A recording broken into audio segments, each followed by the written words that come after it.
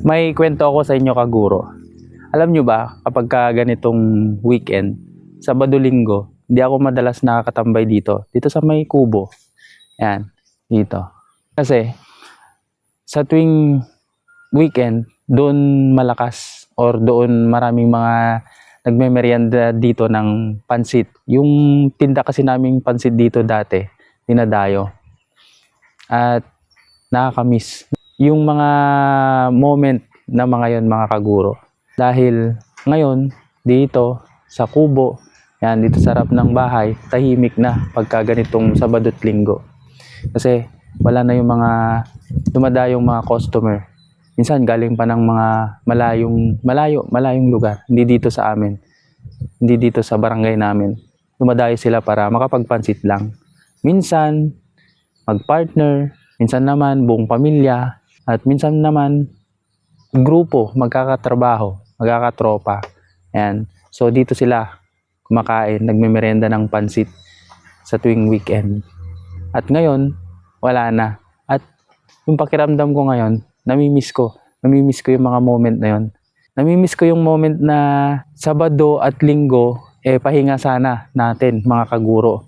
Kaso, ang ginagawa namin sa tuwing Sabado at Linggo, napapasubo kaming mag-serve ng pansit. Napapasubo kaming tumulong sa kusina. Ayun.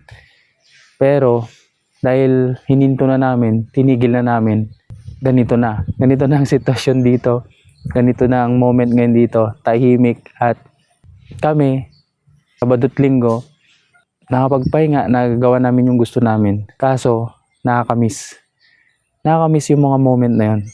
Alam nyo kasi, mga kaguro, nagninegosyo kami kasi gusto namin ng extra income pa. Gusto namin kumita. Gusto namin dagdag income. Kaso, na-realize ko, hindi mo pala pwede siyang pagsabayin.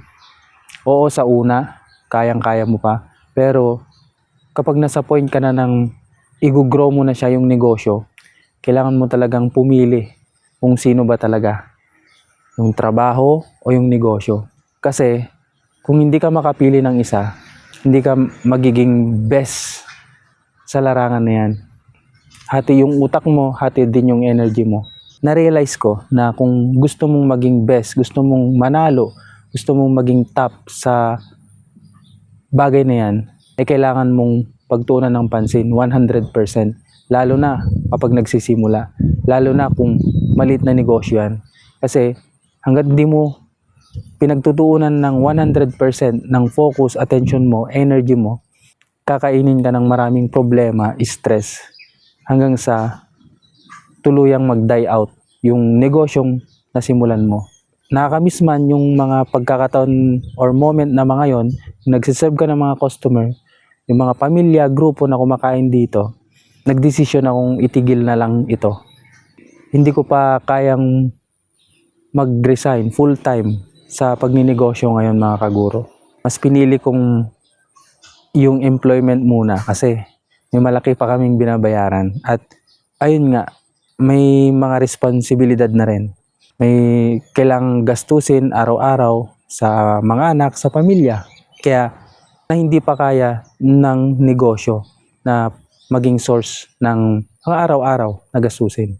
Nakakahiyamang ibalita na nagsara na kami kasi feeling ko parang ano yun parang mahina, weak ka pag ganun. Kaso pinili ko na lang ding isara, mga kaguro, kasi gusto ko mag-focus lang muna sa isa. Kaya man ng utak pero yung katawan bumibigay. Kaya ayun, pumili na lang ako ng isa at yung employment muna sa ngayon ang napili ko. Pero tuluyan na ba akong maghihinto sa pagninegosyo? Para sa akin hindi ako hihinto, pero magpapahinga lang muna. May tamang pagkakataon na makakabalik ulit 100%.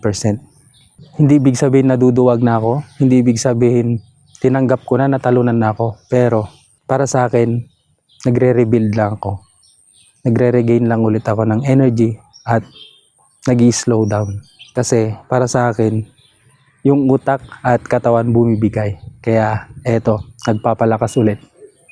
Kayo, kaguro, kung iniisip mo magnegosyo sa ngayon, para sa akin, kung magnenegosyo ka, it's either i-full time mo siya or wag na lang. Kasi kung susubukan mo lang, itatry mo lang, marami lang mawawala sa'yo na pera at pagod. Kaya kung magde-decide kang magninegosyo, it's either 100% mo or totally wag na lang muna. Focus ka muna sa trabaho mo hanggang sa maramdaman mong kaya mo na 100% magnegosyo. Kasi sa negosyo, sa experience ko, naniniwala ko na hindi mo dapat siya nilalang lang, hindi mo dapat siya pina-part-time lang.